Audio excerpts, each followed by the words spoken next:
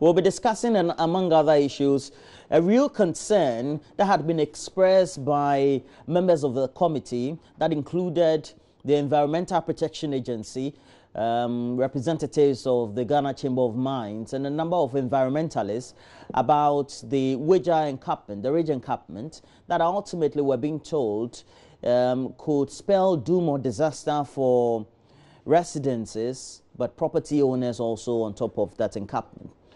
And apparently they tried to do the linkage with some other topographical areas across the country. You have constant construction activities and some power being exerted on the ridge encampment at the Kwewu Ridge. And then also we have just close by Ebri. It's a concern for many environmentalists. As a result of that, we brought in even somebody from the Geographical Sensing Center, and we also had a number of discussions on the subject. But from the Committee of Parliament, because they are legislator, we needed to do some thorough discussion on the subject. Of course, we'll look at some of the minor issues towards the end of the conversation, but mainstreaming on the issue. So I have to introduce my guest for the morning, and Ebenezer Oklete-Labi is a member of Parliament for the Lower Manya constituency, but he's also a member of the Environment and Science Committee of Parliament. Good morning to you, Ranking Mr. member. Yeah. Ranking member. Yeah, that's right. Sorry for reducing your position. Oh, no, but that's okay. Yeah, and he's a biochemist by training, and lectured before at KNUST before he entered Parliament. So he's a man who knows his sort. But more so, has this come to your attention in the committee? Not as a committee, but thank you very much. Yeah, you know, good morning to you. Good morning to All protocols observed. Yes, that's right. Including your constituents. My constituents. Lower Manya Kwabo. Okay. Right. Yes.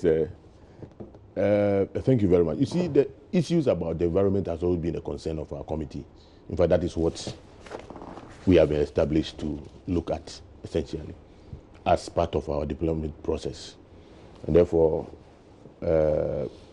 issues about, mining, quarrying, whatever, are all part of our, area of concern. This particular issue has not come to us as a committee, but then as members of the committee, we share in the concern of EPA and other the Ghana Chamber of Mines, especially. Yes, that are complaining. Yes, we share. In their concerns, and I think that we don't appear to be speaking because in Parliament now there are a lot of things that we are doing.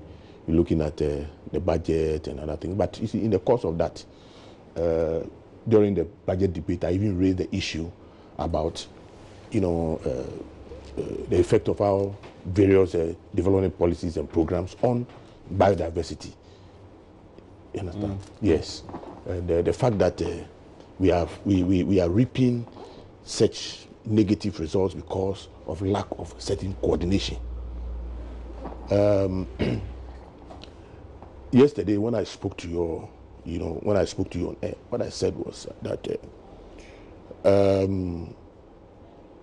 Weija, particularly zero onto Weija, for instance, one would ask, do the developers there have electricity? Do they have water? If they do, what was the basis? How did Ghana Water send water to the place? Why does that go to the Ghana Water? Ghana Water, all they know is that the customers applied. That is, yes. And but you're saying that shouldn't be the case? That shouldn't be the case. It is because of the lack of a coordinated development policy in this country. If there was a coordinated development policy, what should have been the norm? One, roads and highways, Ghana Water Company, electricity, under the Ministry of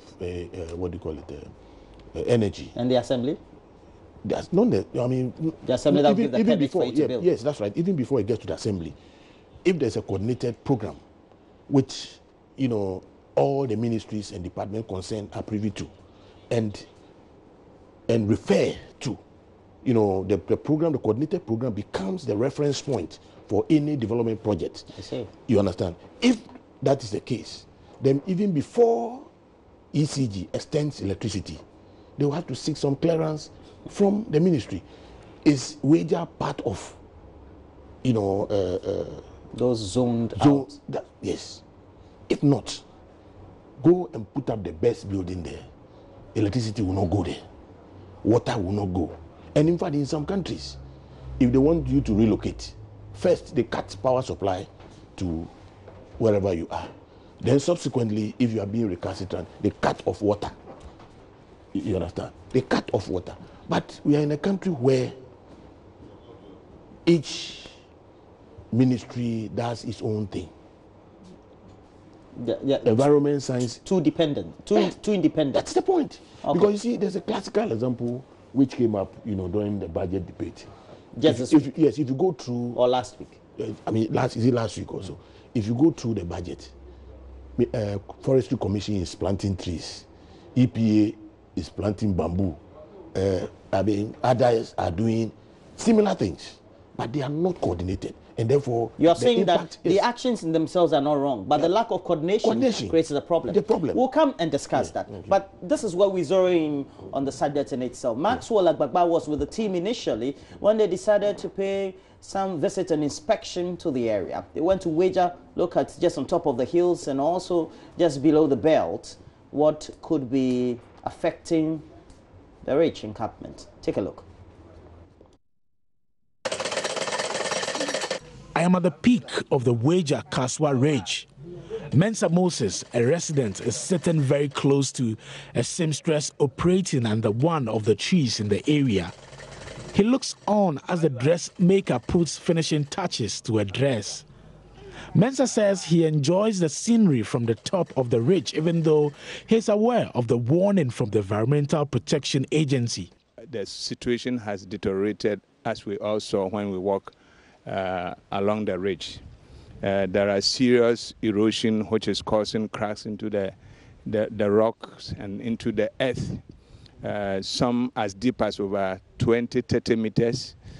The fear is that if something is not done, something meaning stabilization of the ridge is not done, there is a potential of this whole thing collapsing to destroy all the properties down this ridge and also to block the entire western corridor with the mud that would maybe happen. He, however, says he's not perturbed. It's raining.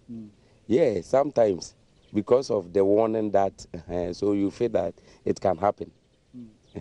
Every dies, all die, we die. Like Nanado say, all die, we die. So when you are at the down there, the earthquake, you can die. The same thing, this place too, you can die. So all die, we die.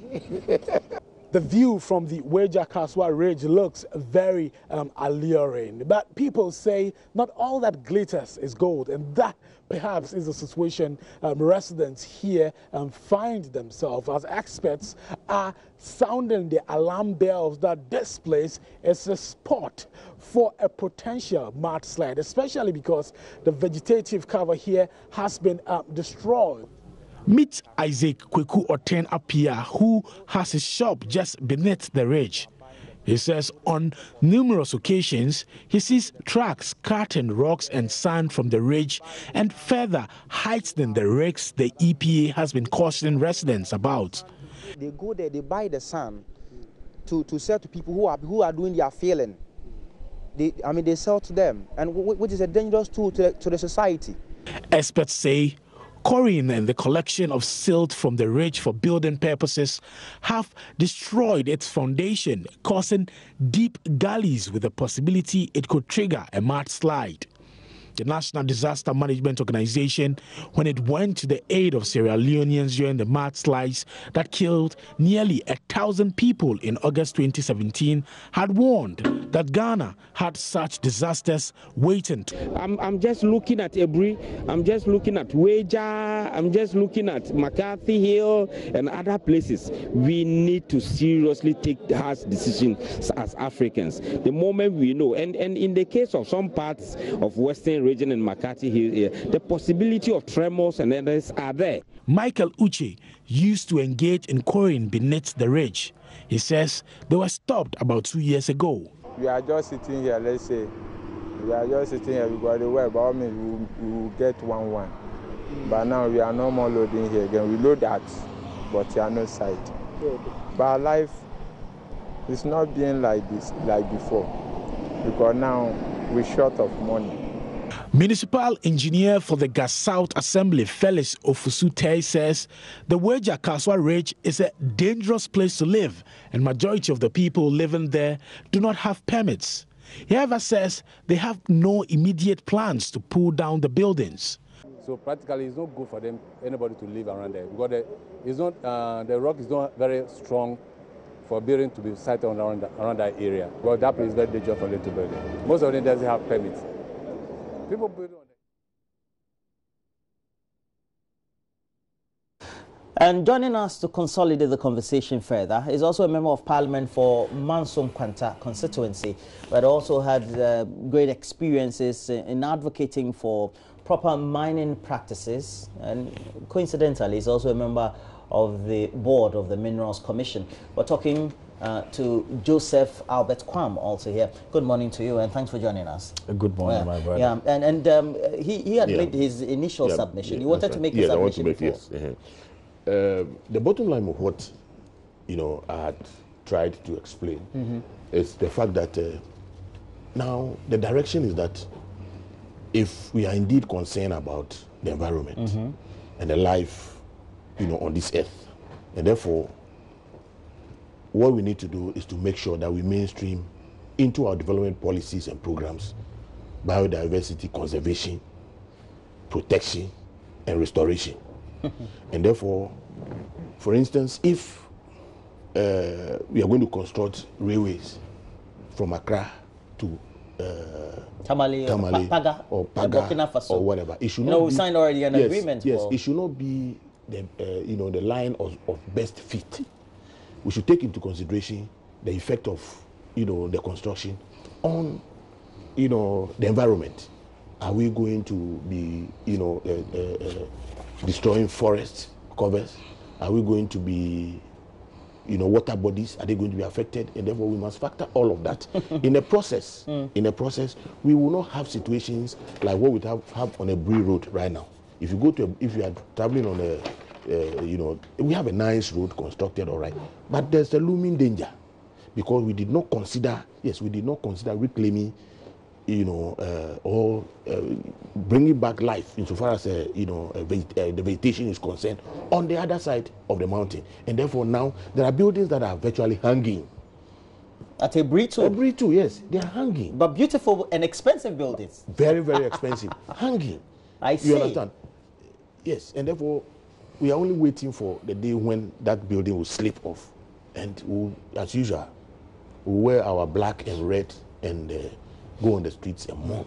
You have done extensive work. You're on the board of the Minerals Commission. You're a member of the committee in itself, and then also you privately do advocacy or have done advocacy throughout the period. Have you noticed the situation in Weija's raised by the body that had gone to do the inspection, made up of the EP as well as the Chamber of Mines and others and other experts?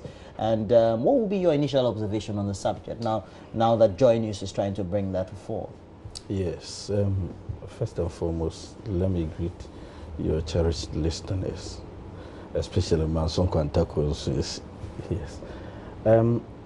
Yeah, it is true. This is one of the issues that I've been advocating against. If you look at illegal mining, for that matter, Galamsey, if you look at this issue, it's a looming danger. For me, it's an issue that we need to deal with it as soon as possible. We should not sit down for lives and property to be lost. If you look at Weija in its totality, right, there are some sort of anthropogenic activities, that is human activities, which is actually disturbing the trust fault line. I mean, I'm talking about the tectonic plate. Here, for you will understand volcanic or what we call earthquake. Yeah, something of that sort. There's a trust line from Nyanyanu. Nyanyanu. Well, that is that's okay. That's okay. Anyway, Pokuyase, and Sawam, and from Nyanyanu, it runs through to the coastal area. So, of course, it means that if care is not taken and we disturb the trust line, unforeseen can happen. To many school of thought, they feel that it's nothing. But to me, as a scientist, I see a looming danger. Looming danger to the extent that while disturbing the trust, I'm talking about the trust faults, you are invoking the tectonic plate to cause volcanic eruption. And when this happens, you see the Weija Dam. What can happen is what they refer to as tsunami. This is one. Again, let's consider properties and life at stake. All these things are something that as Ghanaians, as regulators, we need to make sure that we deal with those people over there so that we don't lose life and properties. If you look at how to go about solving this problem, because we see it as a looming danger. Now, if you look at the ridge, and if you look at the ridge, you see the top and you see the bottom. The earth mass is of two. Of course, when we are talking about soil, we are talking about hard rocks and we are talking about soft rocks, right? Now, those people on top, for me, I believe that they have to educate them, for all of them to come to the base to see what is actually happening, because the soft rock, that is the soft mass of the earth, is now eating into the hard rock. And even within the hard rock, you see some cracks and damages within. So those people on top, I'm talking about the buildings, are putting lots of mass pressure into the dam. And what do you think will happen? Now, if it rains, water may collect into these crevices, these faults, that is the bigger crevices. Are you getting me? This will force pressure into the earth. And when this happens, the situation is that it's going to cause serious disturbances, because these natural tendencies, that there are some sort of natural tendencies that can cause this.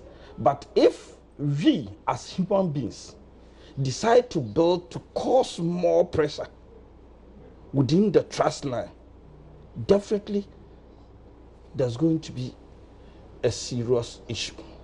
And remember, we cannot afford to lose the Weija Dam, because it's serving the whole of Accra as well as Tema. And if anything happens, life and property are also going to be lost. Now, you talked about the lack of coordination. That's right. When you want to build, basically, you take permits from the assembly. But the assembly will also be acting ideally on a national policy. But we don't seem to have a national policy. Not at all. On such structures or the topographical areas that could be dangerous if not handled well. So you find that when you go to the Kwewu Ridge encampment, you get to find that many people are building nicely on those ridges. You come to Ebri, and even now your area Shai, you're going to those places very soon. I'm sure in the next 10, 15 years, people will, they'll be some of the most expensive holiday homes for people. Because of the absence of policy, it also means that the district assemblies have also not thought about it. Why do you think that we find ourselves in such a position where there's the lack of policy direction on the state of development and preservation of some of these topographical areas? Yeah, is it Raymond? Eh? Roland. Yes. Roland. The issue is very simple. Do we feel threatened by the environmental changes that are going on? If we do, it's a deep question. Yes. If we do, then we need, as a country, to do something about it. And as I said, the only way to go is to make sure that in our development, programs and policies, we must factor in the conservation, protection of our environment as part of the process. Simple. If we do that, EPA, the Ministry of Environment, Science and Technology will be speaking to roads and highways. Roads and highways will speak to Agric. Agric will speak to energy. And therefore, at the end of the day, if you decide on the blind side of these, ministries that I've just mentioned, to go and put up a building on top of the scarp without recourse to the environment, the roads and highways, whatever and everything, ECG will not give you electricity. Ghana Water will not bring water to the place, and therefore, living there will not be comfortable. But we have a situation where people go, people decide where electricity must go. They decide where the roads must go because they go and put up buildings anywhere, anytime, anywhere. And at the end of the day, they mass up. And because of politics, we want numbers. And therefore, if they embark on demonstration, then we quickly mobilize and give them what they need in that area. Where should we be starting from? If a policy direction is needed, it should be starting from the Oversight Ministry. And then, of course, there would have been an approval from Parliament. And that is why we even brought you here, because we had started a discussion in which we had the director of the foremost agency that was responsible for the investigation and the research on it. And they had done a number of comprehensive studies on seismic studies and data collection, and they were worried. Yes. I mean, the question is that you ask yourself if the other ministry, like Ministry of Agric, even Ministry of Agric, Ministry of Energy and whatever, are privy to such studies. Do they have information on such studies that have been done? If they do, what are they doing about it? Does it inform, their programs and policies? You understand? And that is the reason why I was very happy when the president came to Parliament to tell us about the fact that they were going to establish a certain inter-ministerial council insofar as our, development is concerned. And at the time, I thought the president was going to quicken that and put that in place. Now, if you have such an interministerial council that advises on policies and programs, if Ministry of Environment decides to plant bamboos, then it will be brought to the table. That's right.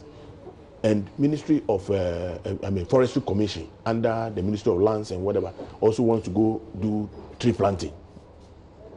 You understand? There will be some coordination. If Ministry of Roads and Highways decides to construct the Accra-Ebri Road, the Ministry of Environment, Science and Technology will come on board. Then would advise on the impact of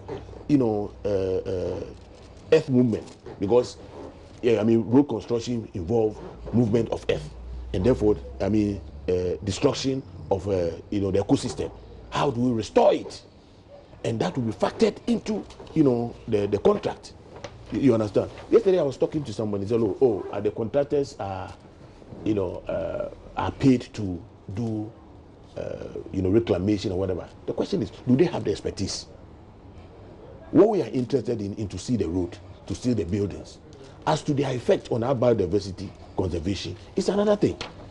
And that's the reason why, you know, I said earlier that if indeed we are concerned about the impact of the environment on life in Ghana here, then we need to do something. Otherwise, my brother, we'll continue to talk. At the end of the day, look, you can tell them. Yesterday I listened to some of your interviews. Some think that they've been there for 2 years, nothing is happening. So by the grace of God, they will continue to live there. But if you understand what is going on, if you appreciate the effect of rainfall, the removal of, you know, the topsoil, and the fact that the whole, you know, escarp is just sedimentary, being held by loose soil, clay, which can be washed, you sit back and reflect and think twice before you decide to invest in that area. And finally, as I said, the bottom line is that the supervising agencies must come together and make sure that we implement programs that would help in maintaining, sustaining, and protecting the environment. That is the way to go. But I was speaking to somebody from the University of Ghana who was telling me that even at Ebri, within the construction of the road, and subsequently the houses that have been built, you chip away rocks in their sedimented form. And they were saying that you disturb the structure of the rocks. And once you disturb the structure of the rocks, you disturb the layers several meters, if not kilometers away. It weakens the structure of the rocks. There's also the absence of, or the distraction of the vegetative cover. We're told apparently that holds that sort of topographical area together. Why should we have this being the case when we know that there's supposed to be a district assembly or a metropolitan agency that's supposed to do the supervision? Because I'm told these days they have everybody else in the assembly these days. Somebody from the lands, somebody from highways, everybody there. Are you talking about Ebri or you are talking about Weija? I'm talking about Weija. In the case of Weija issue, in 2014, there was some sort of consortium, you can call it liaison, when they comprises Minerals Commission, Forestry Commission, EP, and other established bodies like Water Resources Commission.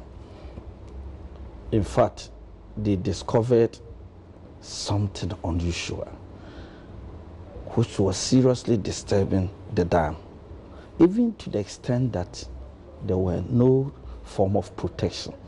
Even the treatment water, as you all know, were not being protected. People were just walking along the banks, enforced concrete banks. I think you've seen what I'm talking about. I've seen it. Yeah, and below it are some pylons that supply electricity to the pumping station. Under these pylons, people were even mining rocks. You can imagine how the situation is. So with their report, they reported to National Security for the area to be protected. From 2014 up to date, people have taken over the place. Now, they are grading, paving way for building of houses and other things. But then, with His Excellency Nana Addo Dankwa Akufo-Addo's policy on environment, he has put together the liaison committee again. I think it's being headed by one Ransford such of EP, which have gone to the area again. Now the situation is just like how Galamsey was destroying our water bodies, our forests and lands. And now we have the Inter-Ministerial Committee. Yes. It's the same thing that we need to crack these people down. But you are in Parliament. Yes. You are even serving on the committee. You are even a member of the Minerals Commission. Exactly. But look, but you should be taking the issue to the president and raising all the concerns. No, let me tell you something. We shouldn't be coming to you for you to give us some responses. Look, this issue is not about Minerals Commission issue. I'm telling you, it's about the local assembly and what we refer to as partial development. Are you getting me? Town and country planning, because they are supposed to enforce the laws. In this country, our problem is the enforcement of our laws. But your MPs, you have all the powers, I think, at least, even though they are limited in a way. You still get the ears when you raise your voices to the state of the environment and the way we have a certain lack of protection of the environment. It's because of some of us. That's why this issue is even coming out. Are you getting me? Now, let's look at something. The issue about Weija is something that we have to take an action now. We shouldn't sit down for anybody to convince anybody. I'm saying it because, one, I've gone to the area, I've surveyed the area, and looking at how the situation is. One, we need to create a buffer zone. But they've already built. Look, let me tell you something. Buffer zone where? Are you going to destroy the property? Let me tell you something. Who has given them permit? Nobody. The assembly definitely would. No. We have massive houses. I'm houses in hundreds of thousands of Ghana cities. Are you aware of that? Look, I'm sure when your people went there, they saw a signpost by the South Assembly warning people not to build. The situation as at now is becoming a national threat. And so therefore, we need to handle it with force. That is what I'm talking about now. Now, as we speak, we need to find a concrete solution to this problem in order to protect Weija Dam. And one of it, the very first thing, is to look at it from geological point of view. How are we going to do it? We need to establish what do you call it? We need to establish burn heights and berms. These are some of the terms which are more to geological survey, and they are not needed here. I mean, what I'm trying to say is that we need to do some cut and fill, create about 2 to 3 kilometers away from the dam. Are you getting? That's almost like reclaiming the place again. Yes. When you do this, it's there that you can rehabilitate, plant trees that will serve as a buffer. And doing this, one, we are protecting the Weija Dam. Why? Because there's going to be evapotranspiration. The Weija Dam, as we see it, is being exposed, and as as sunshine, you see some sort of evaporation taking place at a faster rate. So when we do this, we will protect the dam. That is one. And then two, we also have to make sure that with this continuous a buffer that have been created, we need to get some sort of security, like forestry commission, because if we create the forest as a result of rehabilitation, forestry commission will come in. We will have those people, and within a distance of, let's say, 2 kilometers, I am telling you, my brother, with this distance, nobody will go there. But Mr. Klesi, tell me, what can the committee do? The committee itself is Committee on Environment. Yes, Science and Technology. What can we do? Committee on Environment, Science and Technology, big name. Yes. We have very big people, biochemists, we have scientists all on the committee. We need to solve this problem and solve it properly. Because when we solve this, it's going to affect the other areas as well. Everywhere. And as I said, look, it is not enough to have interministerial committee, which is ad hoc. It is not established. It is not in law. You understand? It's not perpetual. It's not. No. But then it stops a certain action. That's the whole point he's trying to make. It's a knee-jerk sort of thing. Let us have interministerial council on policy. You understand? On policy. If we have that, look, maybe we'll be speaking about it. We have, issue about these drones and whatever. And it came out clear that the Ministry of Health, yes, we want to have drones to carry, blood and whatever to. That's good. That's a good innovation. But the point is that does the aviation ministry know about this program? What has been their input? And that's what you talk about, the lack of coordination. That's the point. What do we have a policy even on drones? That's the point. What has been their input? You haven't passed any policy like that, have you? Any law like that? No. Then, quickly, for fear of whatever, then the Ministry of National Security is forced to issue we have seen it and whatever. I mean, look, my brother, at the end of the day, it is only when we start having problems. Because can you imagine if we deploy drones all over? What will happen to our airways? Especially that we say, we say we want to have want to create an aviation hub. We want to use this country as an aviation hub for West Africa. But you do know drones, they only fly at a certain limit. They don't fly up in the sky. Oh, but you see, they fly at a certain level. Yes. Planes also fly at a certain level. Yeah, it depends on which type of plane. Yes. True. I agree with you. So we need to really have. So you are saying the absence of policy. Yes. It's one of the effects. It is not the absence of policy, the absence of coordinated policy. Okay. In law. You understand? That is what is happening. Because you see, there are a lot, I can mention a lot. In fact, the last time I was even talking about, I made a mistake. I said, agrochemicals are imported in the country without recourse to EPA. In fact, I was going to talk about fertilizers. They are also agrochemicals. You understand?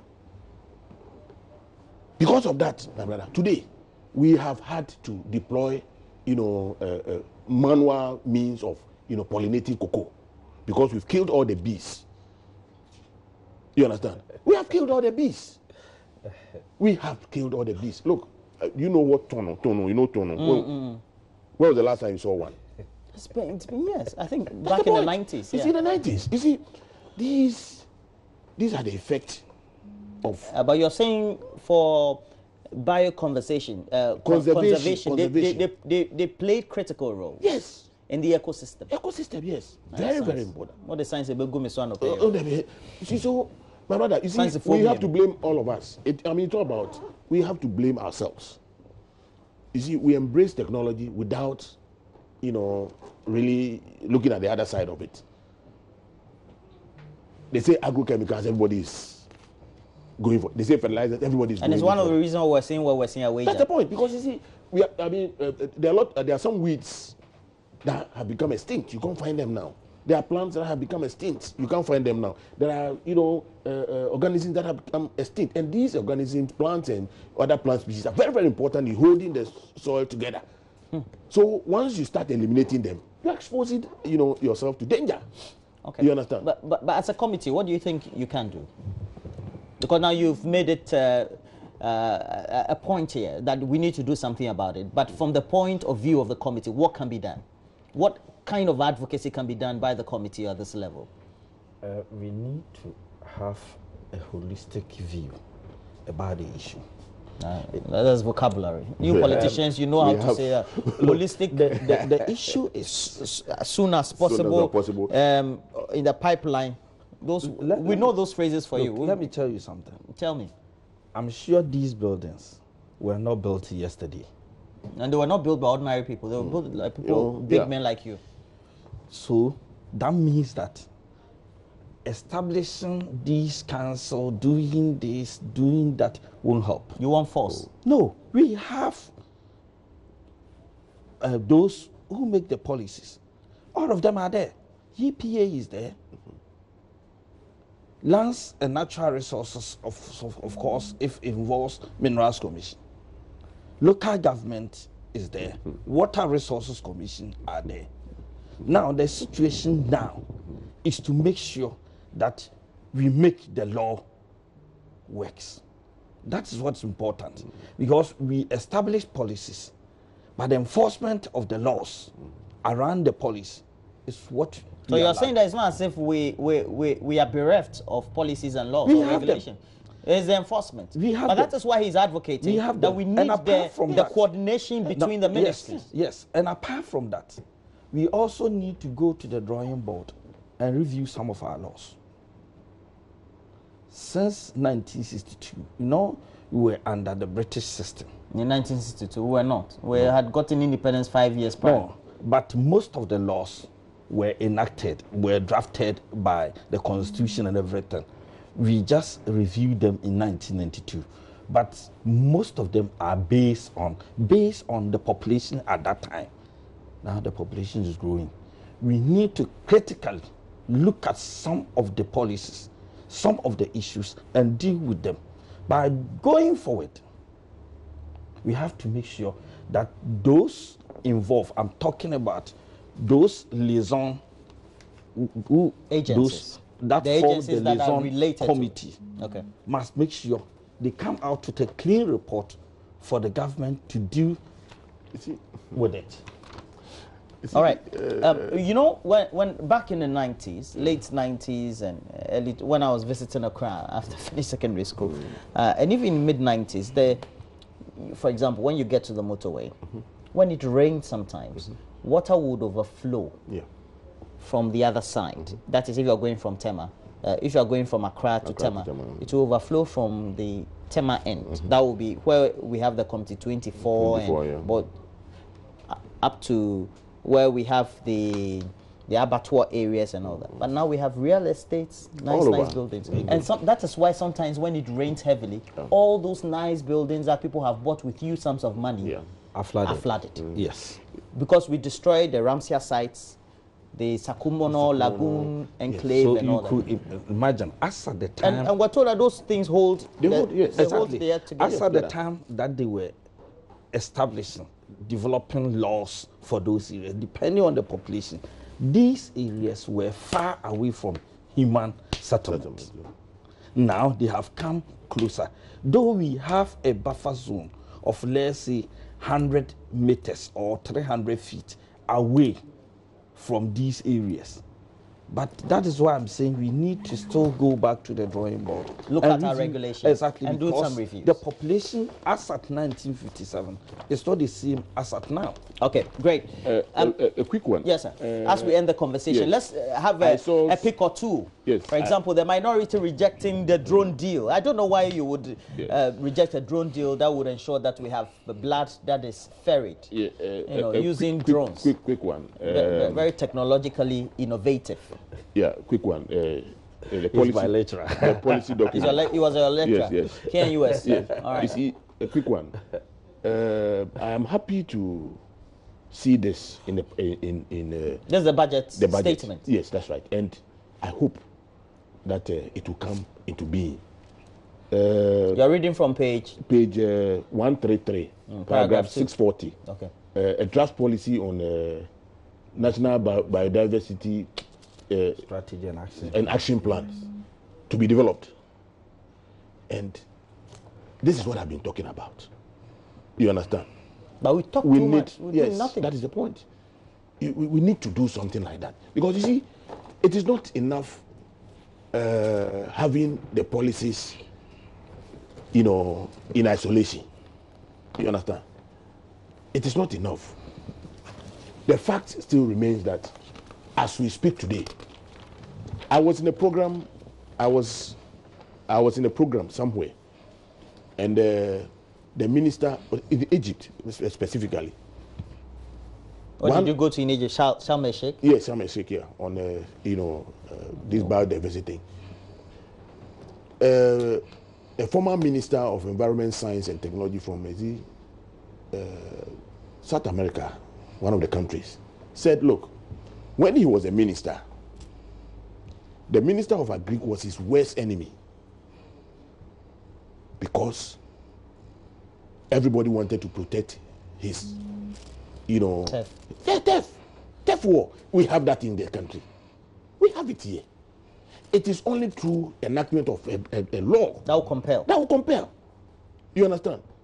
That will compel. Because so you are saying even policies sometimes are not enough. Are not enough. You have to, it should be crystallize them, enshrined in law, so that at least you are compelled. Yes, you are compelled, because electricity corporation should not think that it's because of revenue we have to extend electricity to Weija. When you know the impact of that kind of development on the Weija Dam, and even the Ghana Waters, can you imagine? You have Weija Dam that is under threat because of the activities of these developers, and the same water company extends water to those people at the top there. What an irony! Can you imagine? So that's Ghana we live in. Quick one. I mean, my recommendation is that for that area, one, electricity corporation should cut water and electricity. But that's not a deterrent for people stopping. Then they'll demonstrate and say that they won't vote for the MPP. Yes, it's about time. Then the NDC will agree. Yes, it's about time. Don't vote for them. When we come, we'll give you the light. We have done it before. Water. The NDC, we have done it before. We said, teacher training allowance. Don't vote for us. Please. Don't. We said this is not politics. Let's not do that. No, you see what I'm saying is that it's about time we take bold decisions. Damn the consequences. On principle. Yes, damn the consequences. Your point has been made. Yes. Now let's quickly just look at this. Okay. We have to wrap up. Mamavi has a great conversation with the Advertisers Association of Ghana. Just yesterday, we'll recap the story about apparently good innovation. We're going to have drones used in transporting blood and other medical items to inaccessible areas of our country. But however, the steps to approve the whole agreement seem to have hit a snag. Let's recall that story from Parliament, in which the health minister is involved by the former deputy minister on finance, Kesela Tufosin, seemed to have a difficulty with the agreement. Unfortunately, His Excellency the Vice President is leading Ghana into the path of unrighteousness.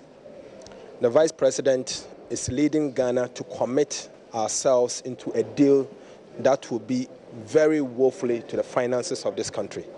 In fact, he's going to cause financial loss to the state, because clearly the document that has been presented to Parliament is nothing but fraudulent. Fraudulent in the sense that the document, the service agreement that we have reviewed, clearly shows that they are actually asking Zipline, the contractor, to come to Ghana to operate what we call operating lease. Operating lease, but in the end, each distribution center is going to pay $145,000 per month. So per annum, each distribution center is paying $1.7 million per annum for the next 4 years. Now, what they are telling us is that each distribution center is bringing a drone, and actually the cost of the drone is $1 million. I've done a quick analysis and I've looked at the specification of the drone. What we have there clearly indicate that the cost of a drone cannot exceed $100,000. Now, something that is actually costing about $100,000 or less, all of a sudden is being sold to Ghanaians at a cost of $1 million. This is nothing but, it's not even fraud. I think it's criminal. It's thievery, but nothing else. Because clearly, we have the details. In fact, the one that I found, that is about $100,000. The specification is far higher than the other specification that they're actually selling to Ghana at $1 million. Now, granted that even the cost is right, granted that they come out with the argument that the cost is right, the company is investing $1 million. 1 year, you are paying them $1.7 million. On average, for 4 years, you are paying them $7 million plus. And so they are ending up having profit returns on that investment, approximately 600% on one distribution center, 600% returns. Oh, so let me pick the thoughts of the MPs. What do you make of this? You know, the accusation by he cannot talk about it. Why? Why? No, you mean he's not going to issue a statement of dissent? Yes, my brother, he cannot. Look, he will only say I don't know why in this country everything good is being turned political. No, but nobody is saying the thing is bad. The minority is raising issues about the structure of the agreement. Nobody says that drones to be used in ferrying blood and other medical items are not good. Anything good that the majority will bring, they will have to see something to reject it. Oh. And that's exactly what I'm saying. Is that a fair comment? Oh, yes. Honestly speaking, the use of drones is something that I'm so happy about it as a scientist and as an individual. Because you look at, is it Paul Kagame? Is it Rwanda? Yes. Everybody will talk about Rwanda. Yes. Right now, technology even has Kenya, made things so easy. Even about 4 days ago, I watched a small documentary about a certain lady who is training some people to design some sort of miniature aircraft at the Volta Basin for supply of... It's in his area. It's my area. Oh, okay. The Shire area. Exactly. The place. Exactly. For supply of medical, what do you call it? So, aids and other things. Yeah. So you put in that money for... You see, it's the same idea. In fact, what came into my mind is even going forward, we have to make sure we assist these people, maybe even through one district, one factory, to help them to build miniature planes of this sort, to help the nation, in order for us to even stop the purchase of drones. But as at now, that is the necessity. And we're not putting money in it. Exactly. No. You can imagine. We don't have huge amount of money sitting there to purchase these drones. And they have become necessary for us to purchase them. If there is an accident at my end, I'm talking about Manson Kwanta area, before a car can move from, let's say, Kumasi to that place, if a drone is going, it will take, let's say, about 5 to 10 minutes to reach there. So we should look at the benefit aspect of it. Again. And forget the No, financial. again, I'm coming to that side. Again, we all understand how this nation have been engulfed with debt. Are you getting me? We need to do some sort of analysis of debt profiling. We cannot take money to go and purchase this. So this is some sort of is it a PPP? Some sort of it is a form of PPP. Exactly. Yes. So if the person is doing it, definitely, or the company, definitely they will benefit from it. But these things have been going on during your government, and you didn't say anything. But because no, you said something, but it's only the ties have changed. It's the same thing. The narrative you are saying opposition, they are now. It's almost like the same thing, right? Yeah. But you're saying progress is progress. We have to move to the next stage. Exactly. But I mean, apart from that, if they feel that they have genuine concern as they've raised, we are all in Parliament. Sometimes that is why there's the need for us to make sure we discuss certain things holistically before even we vote on it. Okay. So I don't think that the minority, you disagree in principle. No, not at all. It is the financials. Have you seen the business case? Yes. Have you seen the business case? I was in Parliament yesterday. Yes. Have you seen the business case? Yes. Oh, okay. You see, it is not news. It is not new. As he said, Rwanda, whatever. It doesn't mean that if Rwanda is doing it, we must also do it. Our situation. Our rules wait. You see, my brother, let's look at the details. What the actual, program is. When it comes to distribution of medical and, they zeroed onto blood. You know how sensitive. The issue. It could even be used to transport syringes. You never know. Yeah, that is it. Yeah, but mainly for the fact is that, my brother, is it the situation that we have this blood and blood products sitting and we don't have, transport. Is it the case? Is it the case that when it comes to snake venoms and other things, we have them in the medical stores, but we have problems with transportation? No, that is not the issue. No. Are you saying this is not necessary? It is the other way around. It is the other way around. We need money. We need money. We need some more money to educate people to donate blood. We need money to buy equipment to separate blood. I mean, now when you are doing transfusion, it's advised that you don't do whole blood. It's plasma. You separate it, and then we need equipment to do that. We need equipment to do that. And in any case, I don't know when we have started. When we started transfusing blood in cheap centers, they don't have the expertise. The best is ordinary, what do you call it, dextrose and normal saline, whatever. Handing blood, you need a certain level. Yes, I don't know. I don't know whether, yes, cheap centers. You're saying cheap compounds. Cheap compounds, I don't know. No, please, I don't know what I'm saying. It is not every. We are going into telemedicine. Please, you wait. Don't relax. You see, it is not. I mean, it is interesting. It is nice to mention telemedicine and whatever. So, are you against this agreement? Yeah. In principle, you are for the technology to be used, etc. Yes, but let me finish what I'm saying. And then the other. I want you to wrap up for me. Yes, the other thing too is that when you look at the map, the network. I mean, the network that they brought, right, where the distribution is going to take place, it is going to be in the cities where we don't have a problem. It is not. It is Kumasi, Accra, Tamale, etc. These are areas that we don't have a problem. No rural areas. No rural areas. And then too, my brother, you know what? They are saying we are not going to pay it. We are going to pay it. You know what? We are going to give them a dedicated frequency. And you know how much we tell our frequencies? 66 million the last time.